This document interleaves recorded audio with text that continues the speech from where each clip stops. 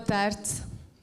Tenho o privilégio de moderar este painel, né? O último painel desta conferência, ao lado destas mulheres. São mulheres com um vasto currículo e se eu falar aqui das várias funções desempenhadas, vamos ocupar todo esse tempo, portanto vou ser um pouco superficial neste aspecto. O tema é inclusão e diversidade nos meios de comunicação, construindo narrativas representativas, subtemas a representatividade nos média, como combater estereótipos e preconceitos, a diversidade no ambiente corporativo, impacto na criação de conteúdo mais plural, o papel dos média na construção de identidades sociais e culturais e ainda a acessibilidade como parte do conteúdo e legendas, audiodestruição e outros recursos. Portanto, temos aqui a Margarida Fontes, que é jornalista e investigadora em comunicação social. Já ocupou, portanto, durante 4 anos, foi administradora executiva da RTC e por 2 vezes já foi diretora da televisão de Cabo Verde, entre outras funções que, como disse, vamos, portanto, ser sucintos. Eurídice Mascarenhas é presidente da Comissão Nacional dos Direitos Humanos e Cidadania, mas já esteve, portanto, em várias instituições aqui no nosso país, no BCA, na TACV, na ASA e, como disse, a trabalhar também na área dos recursos humanos. E vamos então passar a palavra à nossa primeira oradora, que é a Margarida Fontes. Tenha bondade. Sim.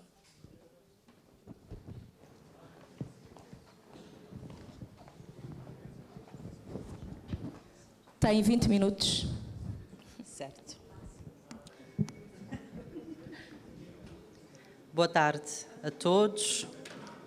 Eu vou dispensar os cumprimentos que já foram feitos aqui subejamente e gostaria de fazer uma referência que a minha comunicação aqui é para defender a integridade do jornalismo e dos médias tradicionais.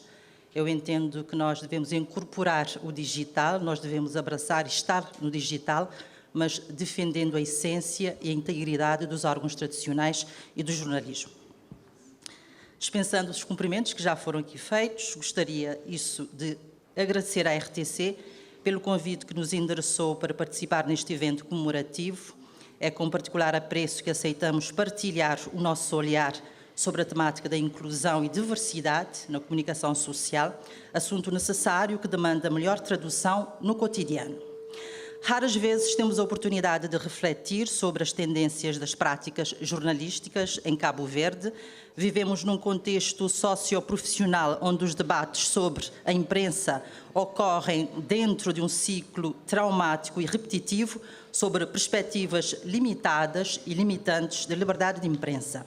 Nestas discussões passam-nos ao largo o entendimento de que a verdadeira liberdade é respeitar o direito das pessoas, a diversidade social, cultural, religiosa e humana, instituir práticas de inclusão e promover o acesso de todos às diferentes instâncias simbólicas do poder. O repto da inclusão é, de facto, um convite à aproximação daqueles que, por condição e contextos específicos, estiveram do outro lado. Os meios de comunicação social, em lato sensu, desempenham um papel crucial na edificação de uma sociedade inclusiva, plural, livre, que respeita os valores da dignidade humana na sua total acessão. Cabe aos atores da comunicação social, sejam eles gestores, dirigentes e todos os profissionais implicados na produção e difusão de conteúdos, traduzir essa agenda e se erigirem a ativos agentes de transformação social. É, sim, uma grande responsabilidade ser um profissional de mídia, mormente nesta nova era. Para alcançar essa etapa, o nível de exigência deve estar na origem, na vocação do profissional, nas suas competências técnicas e na plena consciência do papel e da missão que cada um tem nas suas mãos. A excelência é inclusiva, inteligente, plural e disruptiva. A excelência não discrimina, não exclui e elege a diversidade e a representatividade como metas importantes e fortes fatores de legitimação. Em Cabo Verde, a legislação do setor assume o conceito de comunicação como um direito e estipula os princípios da representatividade e da inclusão como responsabilidades importantes das atividades jornalísticas e de programação. O contrato de concessão e o seu regulamento relativamente aos serviços prestados pela concessionária RTC são cristalinos em relação a essas obrigações. No plano discursivo, igualmente, a inclusão e a diversidade são matérias relativamente presentes, precisando, no entanto, de ações mais concretas. Podemos facilmente constatar que os ganhos em matéria de inclusão nos nossos meios de comunicação social não são amplamente traduzidos a nível de produção jornalística e de programação e nem consolidados, salvo raríssimas exceções. Na grande mídia existem iniciativas predominantemente isoladas, algumas incentivadas por instituições externas e que raramente atingem a longevidade devido ao fraco engajamento editorial ou institucional com as mesmas. A programação dos órgãos de comunicação social no país apresenta uma forte tendência de homogeneização, com a predominância de grelha de programação generalista e uma abertura muito mediana à consolidação de inovação temática inclusiva. A heterogeneidade nos média é uma realidade por construir. E é o desafio que nos tem aqui, certamente. Saindo dessa constatação, deve-se salientar que a total responsabilidade desse problema não deve ser assumida pelos agentes em presença, porque também facilmente se pode entender que essa frágil agenda de inclusão nos meios de comunicação social reflete uma sociedade, ela própria, muito pouco inclusiva. O quase deserto na prática jornalística e no exercício de programação que concerne a inclusão e diversidade de forma consolidada, não quero dizer aqui que não haja iniciativas de inclusão, mas consolidada não, está ligado a um deserto no ensino e nos métodos de formação dos profissionais dos média, de uma forma geral. Como abordar com interesse temáticas ligadas à deficiência, aos direitos humanos e cidadania, às problemáticas de género sem tabus e estigmas. Essas questões não estão a ser incluídas nos currículos das universidades, nem nos programas de formação profissional de mídia. As empresas de comunicação social devem ainda, no quadro da sua política de posicionamento, introduzir variáveis inclusivas, abrir estágios prevendo vaga para pessoas com deficiência, estabelecer diálogos estratégicos com associações que trabalham a temática da inclusão, recrutar com foco na diversidade, aumentando a pluralidade de sensibilidades a nível corporativo. Falamos aqui de uma janela de inclusão, mas há outras. Cabo Verde tornou-se hoje um país de migração.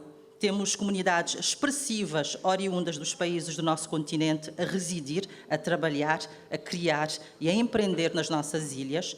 O jornalismo tem aqui um campo fértil para explorar sobre esse universo riquíssimo de interculturalidade e que, a olhos vistos, reconfigura o nosso tecido social e cultural. Há muitas realidades em trânsito por explorar e divulgar pelo jornalismo e produtores de conteúdos através da abordagem das várias nuances da integração. Os cabo-verdianos merecem compreender e reconhecer todas as microdinâmicas socioculturais em marcha nas suas comunidades e as novas comunidades que acolhemos devem ter voz e sentir-se parte integrante do todo. Uma instituição como a imprensa é convocada a desvendar e a fazer entender essas realidades. A credibilidade dos médias tradicionais e do jornalismo profissional é hoje fortemente atacada no ambiente digital, onde multiplicam e sobressaem comunicadores digitais. Essa credibilidade deve ser energicamente vincada, por exemplo, através de uma incursão sociológica, política e cultural profunda em novas temáticas, mais contextualizadas, mais aprofundadas e mais analisadas. Isso acontece a partir do momento em que a mídia abrace a nação em todas as suas formas de manifestação, expressão e representação. Essa atitude editorial disruptiva despertará o sentido de pertença dos cidadãos e esse engajamento se transformará em novas e mais audiências, mais parceiros institucionais e mais legitimidade enquanto intermediador. O jornalismo não pode deixar de ser o intermediador por excelência nesta sociedade digitalizada, entre aspas. Hoje, com o advento do digital, os órgãos de comunicação social tradicionais veem acrescidas as suas responsabilidades em matéria de inclusão, diversidade e acessibilidade.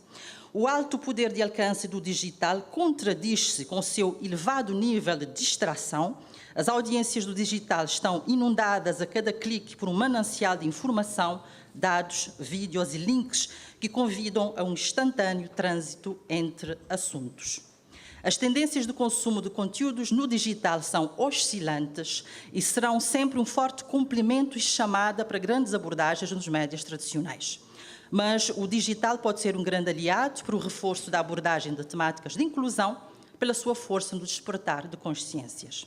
Gostaríamos também aqui de falar sobre a forma na abordagem de temas de inclusão. Para abordar as temáticas de inclusão e contribuir com sucesso para a construção de novas identidades sociais e culturais, a reportagem deve ganhar relevância nos mídias tradicionais. A reportagem é o género nobre do jornalismo e é a sua suprema valorização que irá contribuir para uma renovação de contrato entre os mídia e o público, principalmente os novos públicos. O terreno, múltiplas vozes, os sons das ruas devem ser mais constantes nos nossos médias. Na abordagem dessas temáticas deve-se ainda evitar a personalização, uma prática muito comum em Cabo Verde, onde o jornalismo ainda conserva um forte tom institucional. A excessiva personalização, muito comum entre nós, compromete claramente o engajamento dos públicos com temáticas de inclusão. Eu posso aqui dar um exemplo para esclarecer o que eu quero dizer aqui. Nós temos uma tendência, se falamos de recursos humanos, ou de direitos humanos, ou de ambiente, ou de defesa dos direitos das crianças, convidamos os líderes dessas instituições para simplesmente falarem das suas políticas, dos seus planos de atividade e pronto. Achamos que aquilo já estamos a fazer um trabalho inclusivo. Não. Nós temos que ir ao terreno, contar histórias, procurar pessoas, procurar outros personagens, outras fontes e aí sim estar a fazer um trabalho de inclusão. Não descartando, claro, a participação das instituições e das suas lideranças naquilo que são os seus deveres na defesa dessas causas. Vamos abrir aqui uma nova página. A rádio e a televisão devem priorizar o rigor no uso das linguagens e as expressões, sons e imagens veiculados não devem refletir os desvios estereotipados já naturalizados na nossa realidade social. Os estereótipos são comportamentos e abordagens negativas construídos em socializações que consolidam com o tempo relações de poder e de subalternização. Muitas dessas abordagens são muito subtis. Ao jornalista, operador de imagem e som e editor de vídeo é exigido um esforço pessoal e crítico permanente para depurar o seu trabalho de tal forma que nunca fira a sensibilidade de grupos e regiões. Para esse desafio, parece necessária a existência de um manual de redação inclusivo, por exemplo, nos órgãos, que para além de implementar um estilo, nós temos manuais que implementam estilo, mas também devem desencorajar e proibir a utilização de expressões e imagens suscetíveis de ofender ou perturbar comunidades e grupos. Em alguns manuais de redação, vemos, por exemplo, os jornalistas da televisão X estão proibidos de utilizar a expressão situação negra nas suas reportagens quando querem descrever uma determinada situação. A expressão judiação, que é uma expressão muito comum no Brasil, não pode constar em textos de reportagens produzidas pela Rádio X. Nós aqui em Cabo Verde temos alguma dificuldade em proibir, mas é necessário fazer isso para que, de facto, seja ultrapassado a normalização que temos em relação a alguns estereótipos. O combate aos estereótipos faz-se também nos processos de recrutamento e se atentando a diferentes perfis de jornalistas com linhas sociais diversas, profissionais de origens diferenciadas, regiões diversas, preferências múltiplas e sotaques diversos. Essa tensão de base destrona a homogeneização de gostos, preferências e tendências. Os estereótipos sexistas perpassam com frequência mais do que desejada as práticas jornalistas nos meios tradicionais. O equilíbrio de género nos meios de comunicação social deve também ser uma meta perseguida pelas empresas, maiormente numa sociedade como a nossa, onde códigos do machismo prevalecem nas interações familiares e sociais. A profissão do jornalismo em Cabo Verde entrou há muito numa tendência de feminização, principalmente no meio de televisão, mas persistem ainda desafios importantes a esse nível em outros meios, nomeadamente a rádio. Uma última temática muito relevante e cara para nós, que gostaríamos de aqui abordar, prende-se com uma boa representatividade das artes, da literatura e dos géneros musicais nos média. A valorização de todos os aspectos das manifestações culturais nacionais, naturalmente, como todos sabem, promove a diversidade, a coesão social e territorial no sentido humano do termo. O devido tratamento jornalístico e um destaque digno da cultura nos meios de comunicação social é uma via de promoção de entendimentos entre grupos e regiões, e o que, por seu turno, gera mais empatia, mais tolerância e paz social. Há poucos dias ouvimos um protesto do Ministro da Cultura sobre o tratamento que a cultura recebe nos noticiários nacionais. Concordamos muito com ele. A música, a literatura e as artes têm sido conteúdos que simplesmente fecham os telejornais, numa compreensão engessada que separa a cultura de processos sociológicos e económicos complexos. Se a cultura fecha telejornais em outras realidades, não é convincente que deva sempre fechar telejornais num país como Cabo Verde. A comunidade jornalística cabo-verdiana é hoje madura e obriga-se a trabalhar práticas e discursos profissionais endógenos e a vislumbrar uma cultura jornalística que verdadeiramente representa Cabo Verde. Deixaria aqui também uma menção, por um exemplo, mas que eu penso que deve constar aqui, a mensagem publicitária produzida entre nós e divulgada nos meios de comunicação social. Deve também refletir essa mensagem, que sabemos que é produzida externamente, deve refletir esta visão e preocupação inclusiva e de combate a estereótipos de que falamos aqui. Com frequência assistimos à suspensão da difusão de comerciais nas nossas emissões depois de reações negativas dos públicos. Isso acontece repetidas vezes, o que quer dizer que não há esse cuidado prévio e que nós muitas vezes funcionamos instantaneamente, quando os problemas surgem, vamos corrigindo-os. Com a multiplicação de comunidades nas diferentes plataformas digitais, novas reconfigurações sociais no offline, na nossa vida real, e o mundo conturbado e a revista, a nível político e social, as responsabilidades dos meios de comunicação social aumentam. E nós estamos a ver aqui, eu gostei muito de acompanhar o painel anterior, eu achei muito futurista, muito interessante, mas vem junto também muitos riscos ao nosso trabalho real, tradicional, a esta profissão de jornalista que foi tão difícil nós conseguirmos erguer essa prática a uma profissão. Há poucos dias em Cabo Verde é que tivemos carteira profissional. Nós tínhamos uma terra de ninguém a nível do exercício, da prática do jornalismo. Em outras paragens também nós acompanhamos o quão duro foi lutar para erguer uma profissão com os seus códigos e termos também umas mídias reguladas, digamos assim. Nós não podemos recuar e nós não podemos nos deslumbrarmos a ponto também de deixar intrusos a baralharem de novo os nossos códigos internos. Um desses desafios passa, sem dúvida, pela implementação de uma política de inclusão e representatividade. E abrangendo tudo isso, o jornalismo, a programação, o reposicionamento institucional e também a comercial. Associados aos planos estratégicos, as empresas de comunicação social devem também ter hoje um manual positivo de inclusão, com contribuição de todos, contendo recomendações de políticas para a programação, para o posicionamento institucional da empresa e políticas de recrutamento e corporativistas. Os conselhos de administração não devem ter receios de deixar as suas políticas para a programação. Eu sei que esta questão ela não é bem digerida a nível da RTC, mas é o que eu entendo. Eu acho que um conselho de administração, quando chega, tem políticas macro que devem refletir a nível da programação, a nível macro, a seu nível, a nível comercial, a nível institucional, a nível etc. A rádio, a televisão e os jornais e o jornalismo profissional têm hoje responsabilidades acrescidas na construção de narrativas representativas. Muito obrigada a todos pela vossa atenção.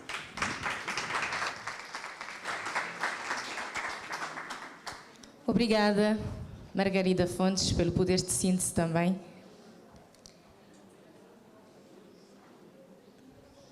Passo agora a palavra a Euridice Mascarenhas. Tenha bondade, não sei se irá dirigir ao púlpito. Ok. Agradecemos.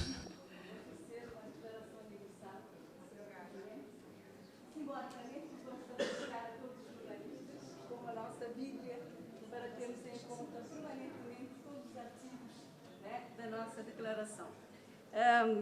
Dizem que quem fica por fim fica prejudicado, porque não vamos poder dizer tudo.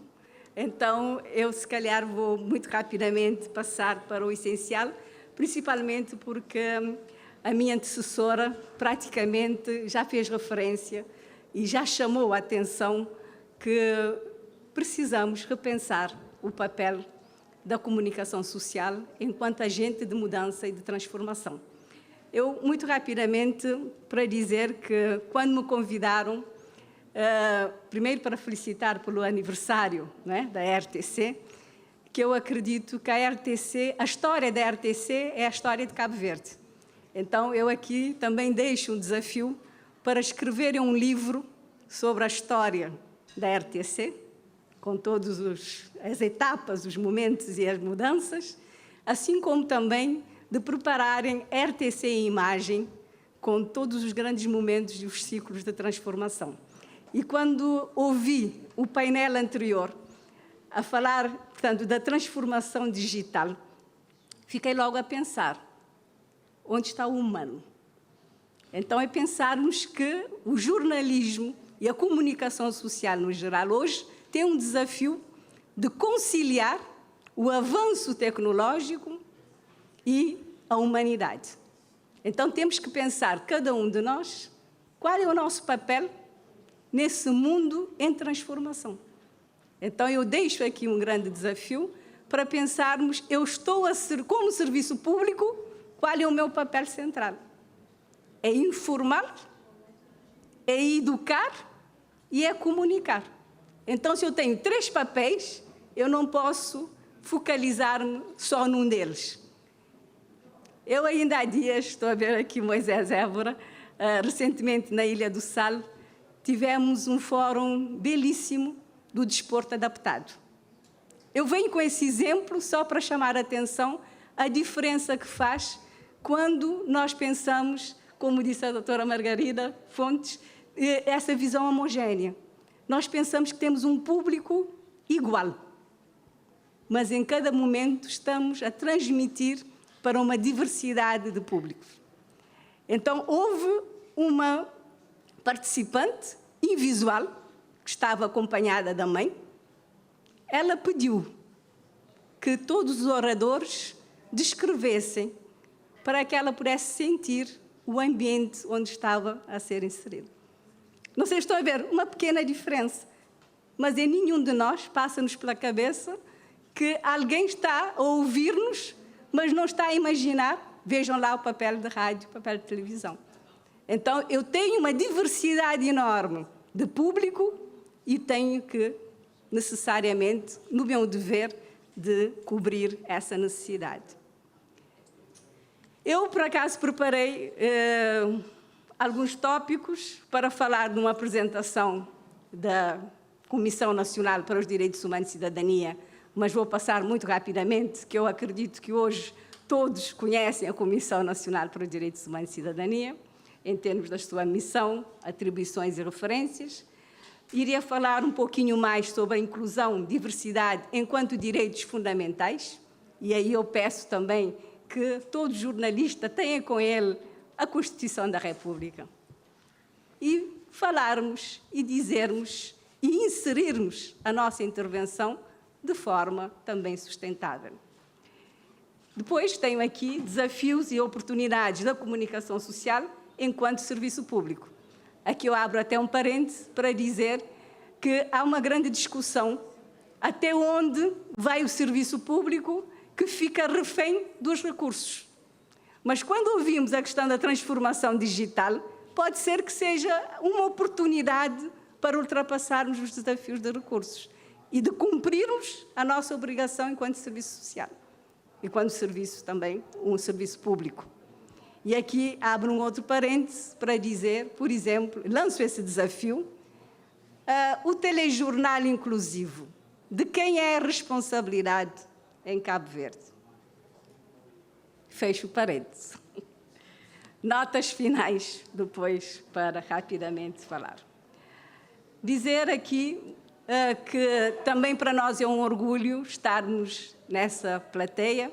Eu vou ser muito rápida, não se preocupe que vamos almoçar já, mas só para dizer que não podia passar esse slide onde a Comissão está a celebrar 20 anos este ano. Portanto, foi criada em 2004. 20 anos é uma história, um percurso. E muito foi alterado em Cabo Verde. Para dizer que a nossa missão principal, onde é que está? É contribuir para a promoção e reforço do respeito pelos direitos humanos. Contribuir para a densificação da cidadania. E funciona como uma instância de vigilância, alerta precoce, consultoria, monitoramento e investigação em matéria de direitos humanos e direito internacional humanitário, que é uma área pouco falada em Cabo Verde.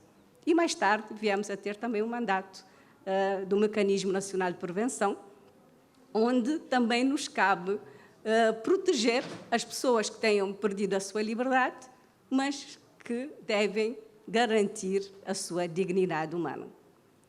Daí que, às vezes, há algumas percepções de que podemos estar a proteger quem fez mal à sociedade, mas aqui também nós queremos ter uma parceria forte com a comunicação social para que se possa perceber exatamente o papel de cada um no processo. Então, vou passar rapidamente o nosso papel, as atribuições, e vou fixar-me praticamente aqui em termos das recomendações da Comissão Nacional para os Direitos Humanos ao Governo e dar aqui 2 exemplos que, como sabem, recentemente, e também para dizer que as coisas não acontecem de um dia para o outro, como disse na transformação digital, a velocidade está indo rápida, né? E nós perguntamos, porquê que a nível da tecnologia as coisas acontecem de um dia para o outro? Mas em termos de legislação para a proteção do ser humano e dos direitos humanos, levamos uma década. Isso é só para citar um exemplo. Vocês ouviram falar da licença da maternidade. Foi uma longa discussão, o documento foi entregue em 2013 e só veio a ser aprovado em 2023. Levaram o quê? 10 anos. Okay? Neste momento, estamos a lutar pelo anteprojeto da antidiscriminação. Acho que é um instrumento que iria ajudar muito a comunicação social, porque teria balizas, saberia até onde ir em relação à inclusão e à própria diversidade. E também para dizer que, pela primeira vez na história de Cabo Verde, os homens passaram a ter 10 dias de licença de paternidade. Mas aqui é um desafio, porque essas conquistas depois são trazidas à comunicação ou na comunicação social, são tratadas como que algo normal, quando foi uma luta para se chegar a determinadas reivindicações.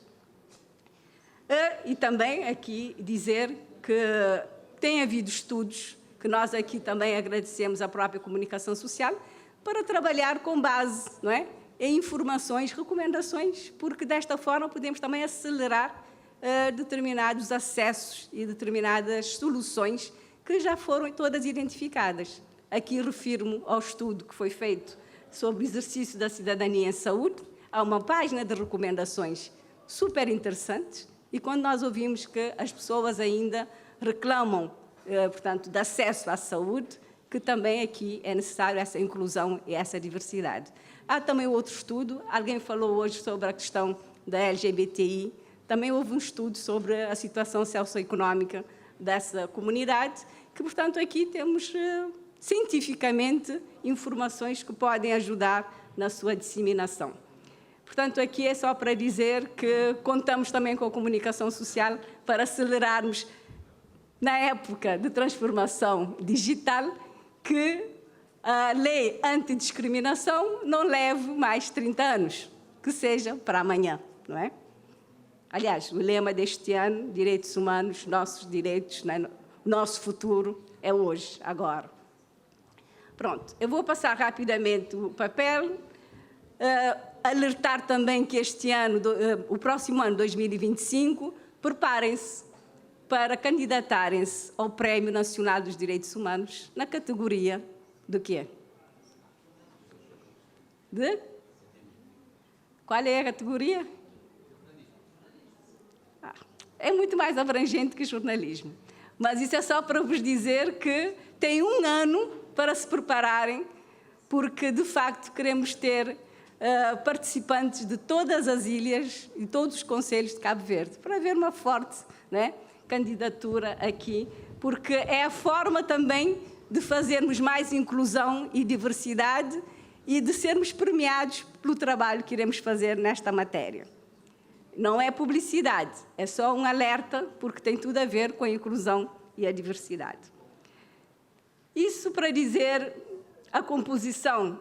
Vou muito rapidamente dizer que a comissão é constituída por 30 comissários. Eu paro aqui só para vos dizer que um dos comissários é representante da JOC.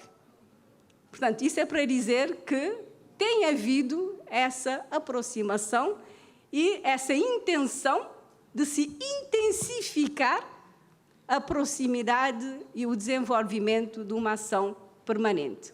Aqui eu lanço um outro desafio. Aliás, nós já falamos que vamos assinar um protocolo e ter, através da academia, também da própria RTC, formações permanentes aqui. Inclusive, no outro dia falávamos também com a Universidade de Coimbra, que esteve aqui em Cabo Verde, assim como temos protocolo com outras universidades, para termos aqui formações e especializações nesta matéria, porque faz toda a diferença.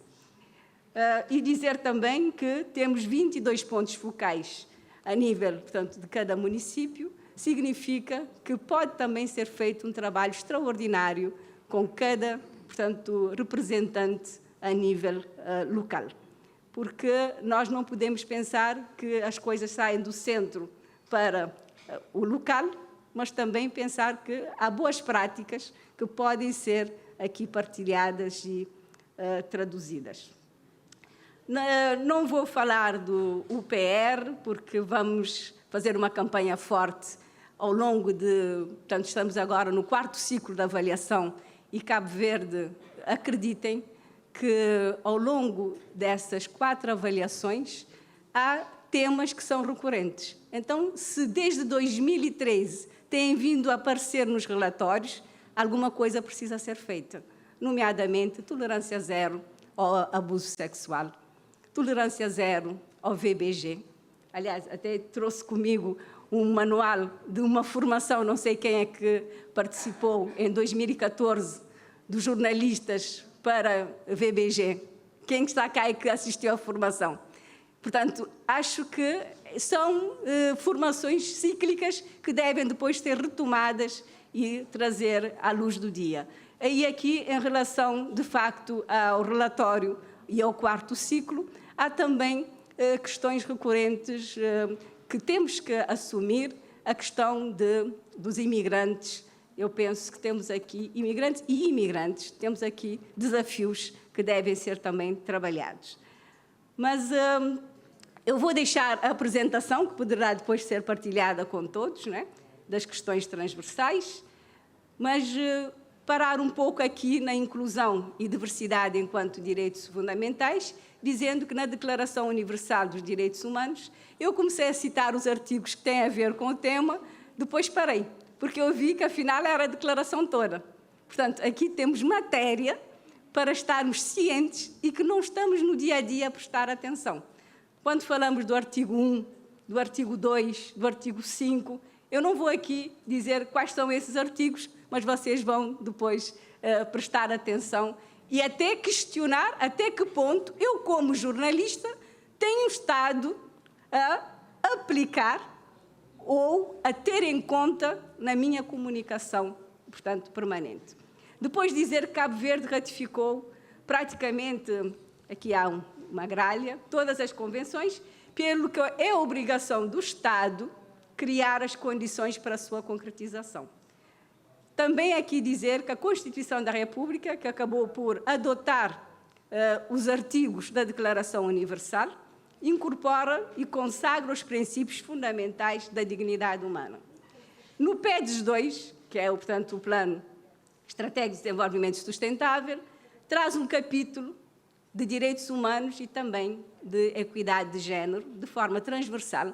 Portanto, ao fazerem o vosso plano estratégico, convém uma leitura desse capítulo. Se a memória não me falha, é a página 145, e ver que há recomendações explícitas que devem estar implícitas nos planos e nos instrumentos, tanto a nível de programas, projetos sectoriais e municipais. Temos o segundo Plano Nacional dos Direitos Humanos, que foi prorrogado até setembro de 2025, traz medidas e metas para a melhoria contínua desses indicadores. Já agora, quem é que já fez uma leitura do segundo Plano Nacional dos Direitos Humanos em Cabo Verde? Sala vazia. Bom, estão a ver que temos desafios. Desafios e oportunidades de comunicação social enquanto serviço público na promoção da inclusão e diversidade. O poder da mídia. Temos que aceitar, aliás, há quem diga que é o quarto poder, não é? Nós temos esse poder e não estamos a exercer. Primeiro é compreender o papel da representatividade na mídia. Combater estereótipos e preconceitos. Valorizar, aqui eu vou mais depressa, porque houve algumas questões que a colega já avançou, não é? Da questão dos estereótipos e preconceitos. Valorizar a diversidade no ambiente corporativo e no conteúdo. Aqui eu faço essa distinção no ambiente corporativo, porque se eu não sou uma organização inclusiva, como é que eu vou passar essa mensagem fora? Então o desafio começa dentro. Eu pergunto até às vossas instituições, quantas pessoas com necessidades especiais vocês têm no vosso corpo como colaborador? Não, estou a dizer, se eu estou a falar de 500, suponhamos, 500 colaboradores, eu devo ter 3, 4. E a legislação laboral, o que é que diz? Que no meu concurso eu devo reservar uma cota, uma percentagem para pessoas com necessidades especiais. Nós, por exemplo, no próximo ano, vamos fazer um estudo em parceria com o setor de emprego e empregabilidade e também a OIT, para vermos quais são as ocupações profissionais que cada tipo de deficiência pode desenvolver, pode ser uma ajuda para as organizações. Porque muitas vezes as pessoas não sabem o que é que uma pessoa invisual pode fazer na comunicação social. Só para vos dar um exemplo, eu, mais uma vez, na Ilha do Sal, fiquei muito satisfeita quando encontrei 2 cadeirantes que foram minhas colaboradoras em 2 empresas onde eu trabalhei. E uma veio falar comigo, 20 anos depois, imaginem, ela disse-me: minha senhora, não tenho como lhe agradecer. Antes, eu dependia da minha família. Hoje, a família depende de mim. Com um único emprego como recepcionista. Porque criaram todas as dificuldades, dizendo que não era possível, e ela disse... a chefia do setor disse assim: eu não posso receber uma cadeirante porque não tenho condições. E ela disse: que condições precisa? O senhor respondeu: uma cadeira adequada a essa mesa. Sabem qual foi a resposta da senhora? Eu trago a minha cadeira, a cadeira de rodas, e foi adaptado para que pudesse prestar esse serviço. Hoje ela tem o seu carro automático, já teve um filho e, portanto, organizou a sua vida. E, portanto, eu estou aqui a dizer, a questão da inclusão e a diversidade não é darmos ajuda às pessoas, é criarmos condições para a sua autonomia e o exercício da sua cidadania. Portanto, às vezes é um emprego que pode mudar a vida das pessoas. Portanto, dei esse exemplo só para podermos perceber o que é que quero dizer aqui com o ambiente corporativo, não é? E, portanto, depois o conteúdo é uma segunda parte.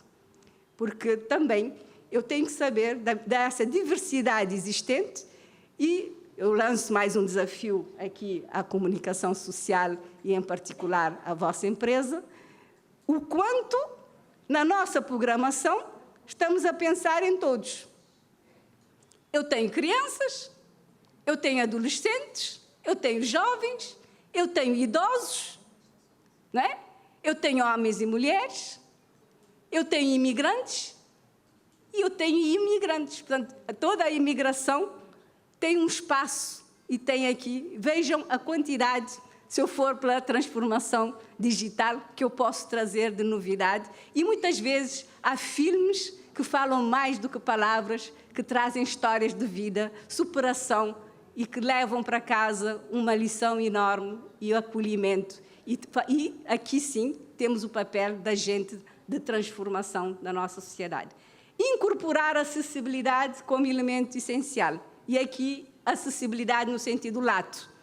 Não é acessibilidade tão física, porque muitas vezes as nossas infraestruturas não têm condições, não é? De acessibilidade, uma rampa, temos escadas e depois queremos ser quê? Inclusivos. Não somos inclusivos, ou temos um convidado que tem necessidades especiais e não há como, não é? Mas acessibilidade também a nível de linguagem que precisamos adequar, e aqui sim eu digo que por mais transformação, portanto, digital, eu tenho que ter o humano a fazer essa triagem e a fazer essa, portanto, correspondência em tempo real. Agora tem mais exigência, não é? Porque também temos uma quantidade enorme de informação para selecionar o que é mais adequado. Inspirar mudanças práticas com exemplos corretos, não é? Ou exemplos concretos. A importância da representatividade na média, portanto, aqui já foi dito que há falta dessa representatividade, temos que pensar muito seriamente como trazer essa representatividade plural. Somos um mundo plural. Se há espaço que é plural, é Cabo Verde. Somos um país insular, temos uma diversidade enorme e temos que encontrar espaço para que, de facto, a comunicação social esteja mais próxima e que seja também um portador e um agente nesta perspectiva. E dizer que, nesta falta da representatividade, acabamos por jogar um papel de invisibilidade dos grupos sociais. Não damos vez e voz. Então, eu lanço também esse desafio para repensarmos como tornar visível. Eu posso estar numa sala, mas estar invisível, certo? E passar anos nessa invisibilidade.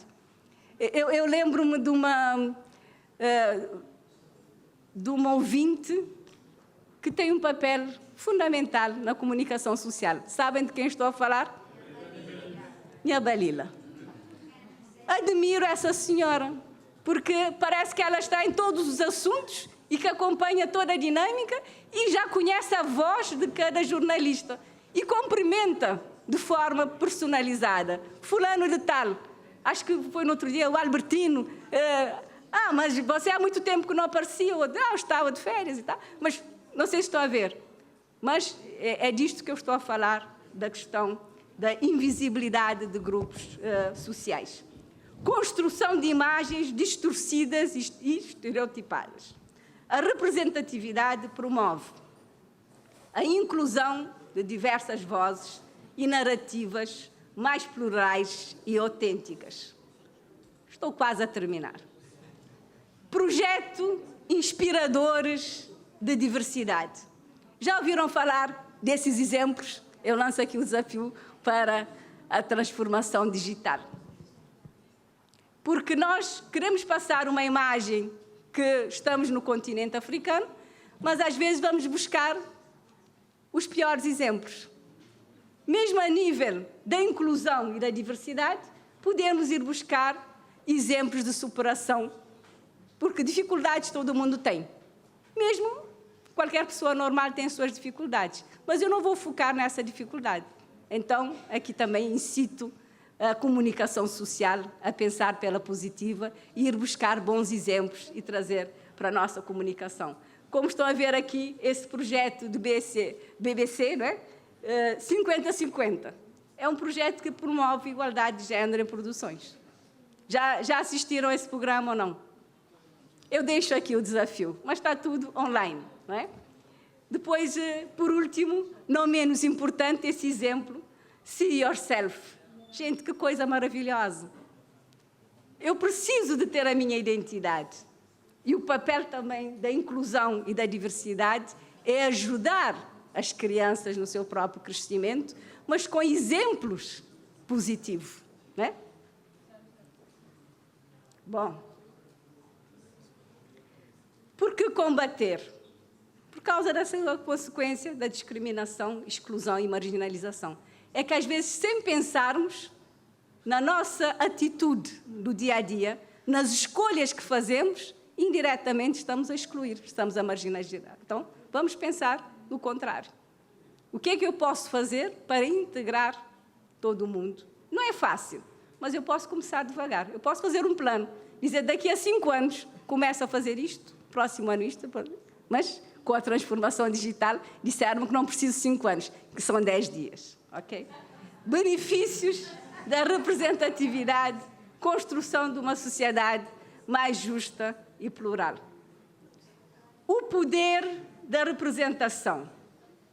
Gente, aqui vários autores, eu vou só lançar para depois darem continuidade. Portanto, aqui esses autores que trabalharam toda a problemática da teoria da representação, o poder simbólico, temos aqui a teoria do cultivo, né? Que é a repetição de imagens estereotipadas que influencia a percepção da realidade social. Porque muitas vezes a própria comunicação social pode fazer com que tenhamos uma ideia deturpada do mundo em que vivemos. Então temos também esse papel de dizer, gente, já avançamos muito, ainda temos dificuldades, o que é que cada um também pode fazer para transformar e tornar mais justo e inclusivo. Ferramentas para combater a falta de diversidade. Ainda tenho 1 minuto para concluir. Já passou 6 minutos. 6? Não, então já vou terminar. Exato. Auditoria do conteúdo. Aliás, falou-se aqui tanto a nível da transformação digital como também nas outras produções. A capacitação é fundamental. Eu não posso ter uma mudança de hoje para amanhã se eu não preparar a minha equipa. Então, se o desafio é esse, se eu já tenho esses instrumentos, agora eu não posso esquecer que eu estou num mundo em que nem toda a gente vai no mesmo ritmo. Então, eu tenho que pensar como introduzir essas mudanças, não excluindo também as pessoas. Contratação, aqui, diversificada, é ter equipas plurais. Alguns países, numa equipa de redação, foram buscar pessoas menos jovens, mais jovens. Não sei se estão a ver, porque nós estamos a falar que somos um país de jovens. Mas depois, quando... Não estou a dizer que ninguém é jovem, não, mas estamos a dizer que quando vamos para constituir equipas de trabalho, a juventude não está representada. Nós vamos falar da juventude, mas quem fala não é a juventude a falar pela juventude. Então, a linguagem e o discurso dos pares tem um maior impacto e é mais transformacional. Então, é pensar em ter equipas multidisciplinares e plural. Consultoria, já terminei, é aqui definir metas e indicadores. Costuma-se dizer, se eu não faço medida daquilo que estou a fazer, não sei se eu estou pelo bom ou mau caminho. Então, tenho que avaliar, tenho que definir as melhores práticas e avançar. Então, notas finais, é terminar mesmo, é repensarem a comunicação social enquanto serviço público, se eu estou a cumprir com o meu papel. A nível interno, definição de estratégia e política de organização de forma inclusiva e diversificada, com toda a diversidade. E a nível da oferta de conteúdos, como agente e um espaço para a própria transformação. Muito obrigada pela atenção dispensada. Muito obrigada. Élida, não sei se temos os 15 minutos para as questões. 10 minutos. Inscrições, por favor. Como disse o Júlio, quem dá o pontapé de saída? Ninguém? Estão com fome? Estão cansados? Mas vamos terminar, 10 minutinhos.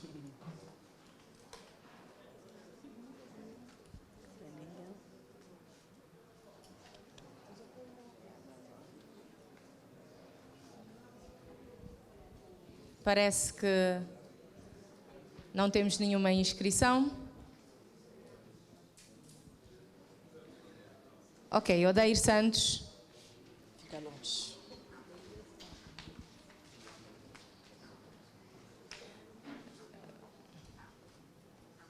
Ali.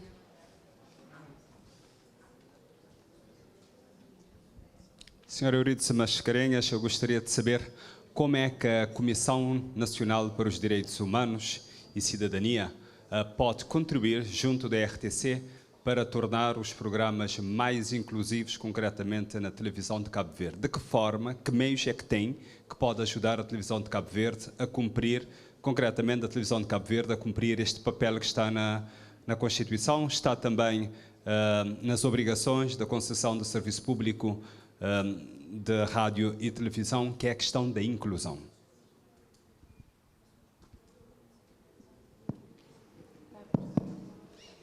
Muito obrigada pela pergunta.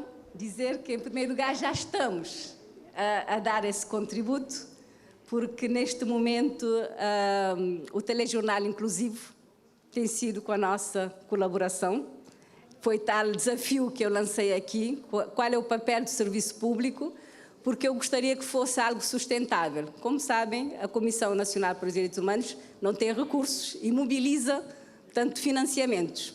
Nós vamos continuar nessa mobilização, mas seria muito mais fácil se, como serviço público, houvesse já esse recurso interno e nós, por exemplo, focarmos na preparação e formação dos intérpretes da língua gestual para disponibilizar, por exemplo, a comunicação social.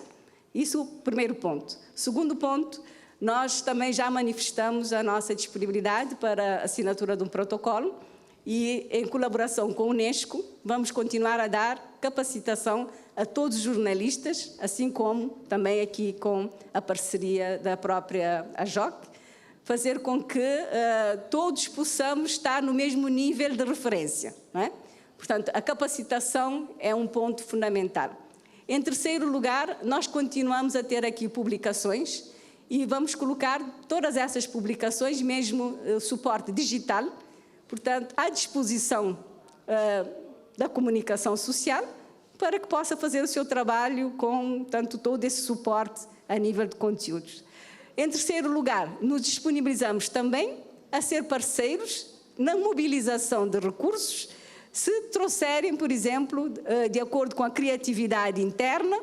Por exemplo, eu quero lançar um programa para os invisuais. Apresentem o programa e nós trabalharemos no sentido de encontrar parceiros nesse sentido. Em terceiro lugar, ajudar-nos a identificar as boas práticas para o seu reconhecimento e candidatarem-se também para o Prémio Nacional de Direitos Humanos, até porque este ano já tivemos manifestação de interesse de financiadores, porque, como sabem, temos um prémio para cada categoria. Temos recebido muitas candidaturas e não fica bem portanto, uma candidatura que esteja próxima da outra, um levar prémio, outro não levar. Então, estamos a trabalhar no sentido de passarmos a ter 3 prémios para cada categoria. Portanto, estou a incentivar-vos para boas práticas, para os programas e, de facto, para trazermos uma televisão ou rádio e outros meios de comunicação mais inclusivo e com mais representatividade. Muito obrigada. Muito obrigada. Acho que temos outra intervenção. Augusto Oliveira. Muito boa tarde. Pode esperar um pouco, acho que a Margarida vai complementar. Eu gostaria só de complementar esta intervenção, para não parecer aqui também que estamos a falar de uma coisa muito complicada, inclusão e diversidade. Estamos a falar de uma atenção, da necessidade de uma atenção superior ao cidadão comum, pela responsabilidade que nós temos, e permanente. Eu vou partilhar aqui 2 exemplos. Eu me lembro uma vez, durante as eleições autárquicas de há 4 anos, o diretor nos apresentou um plano de debate e só tinha homens. Eu lhe disse, você vai ter que arranjar uma mulher para colocar aí. Nós não podemos fazer dezenas de debates e não ter um moderador, uma moderadora. É um exemplo.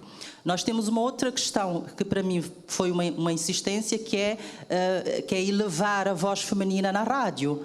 Nós temos que ter mais presença de mulheres na grande informação da rádio, que continua a ser uma rádio fortemente masculina. Portanto, são coisas normais, que exigem muita atenção de quem tem a responsabilidade. Portanto, não precisamos de investimentos, de treinamentos, de grandes parcerias. É ter essa atenção permanentemente em todas as frentes para sermos inclusivos e promovermos a diversidade em todos os níveis. Este é um exemplo, há outros.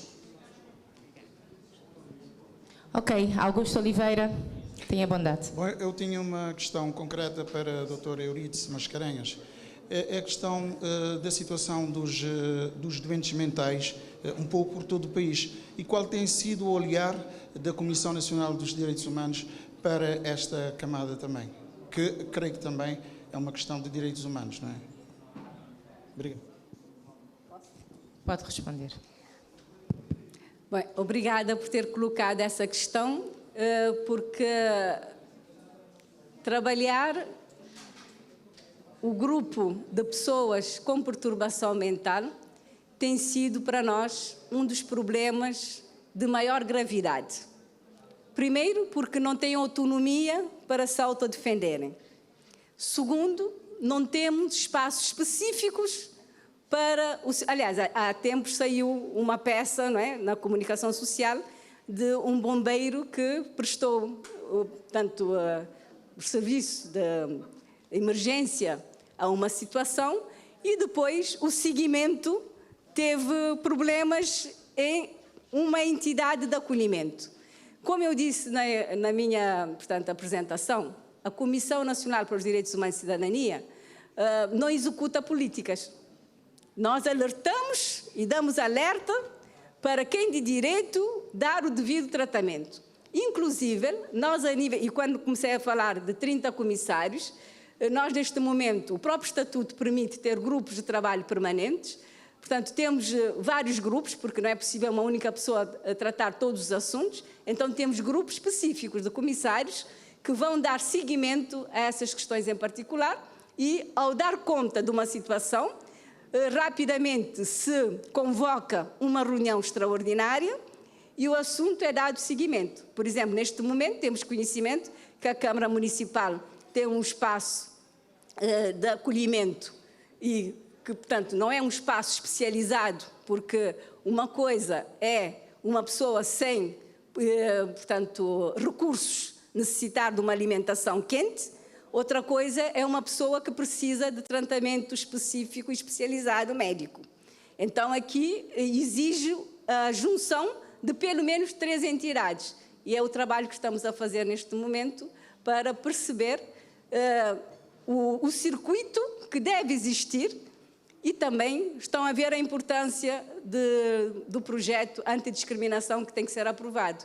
Porque não há nenhuma lei que obriga uma entidade XYZ a receber uma pessoa numa situação dessas. Então, essa pessoa fica à disposição de boa vontade de terceiros. Por exemplo, nós, como comissão, não temos nenhum fundo. Às vezes é preciso um recurso imediato, não é? Para que a pessoa possa ser acolhida. O que nós estamos até a vir propor, assim como existe fundo de turismo, fundo de ambiente, que haja um fundo de desenvolvimento social que possa ter respostas imediatas para essas situações onde a pessoa não tenha uma solução imediata. Mas aqui também eu gostaria de dizer rapidamente, sei que já ultrapassamos todo o tempo, mas acho que é um momento também importante de partilharmos isso. Temos 3 problemas em Cabo Verde. Temos que ter mais responsabilidade da família. A família em primeiro lugar. Estamos a ter também uma tendência. Antigamente, as pessoas iam fazer denúncias em alguns sítios próprios. Agora, a denúncia ela é feita diretamente na comunicação social e, muitas vezes, quem deve tratar o assunto não tem conhecimento, certo? Então, também aqui alerta a comunicação social, ao ter conhecimento dessas situações, ter aí no checklist, portanto, a referência do contacto da entidade que deve acolher determinados casos, por um lado. Por outro, sensibilizar mais a família para acolher, porque a família, agora, pode-se também aqui haver a possibilidade de haver apoios à família para poderem assumir essa responsabilidade. Aliás, recentemente também vocês ouviram o caso da Ilha do Maio, uma mãe muito jovem a pedir apoio para a institucionalização do filho de 9 anos. Esse não pode ser o caminho, porque senão não haveria instituições suficientes para acolher. Então, o que vem também aqui na mente, e deixo aqui mais um desafio, é criarmos aqui uma escola para pais. Isso pode ser um programa interessante, para os pais saberem como educar os filhos até chegar a uma determinada idade e que tipo de apoio, e também aqui o papel dos cuidadores que precisamos que estejam especializados. Porque muitas vezes as pessoas dizem, eu sou especialista para idoso, eu sou especialista para criança, mas eu não tenho nenhum cuidador especialista para uma pessoa com perturbação mental, certo? Então precisamos também aqui de ter uma visão muito mais alargada. Espero ter respondido à sua questão, mas estamos sensíveis e estamos à procura da melhor solução de forma global, porque esse foi um caso. E nós sabemos que temos a deambular em várias cidades de Cabo Verde pessoas que muitas vezes não morrem por falta de atendimento médico, por causa da perturbação mental, mas por causa de outras enfermidades que são consequência de estarem na rua.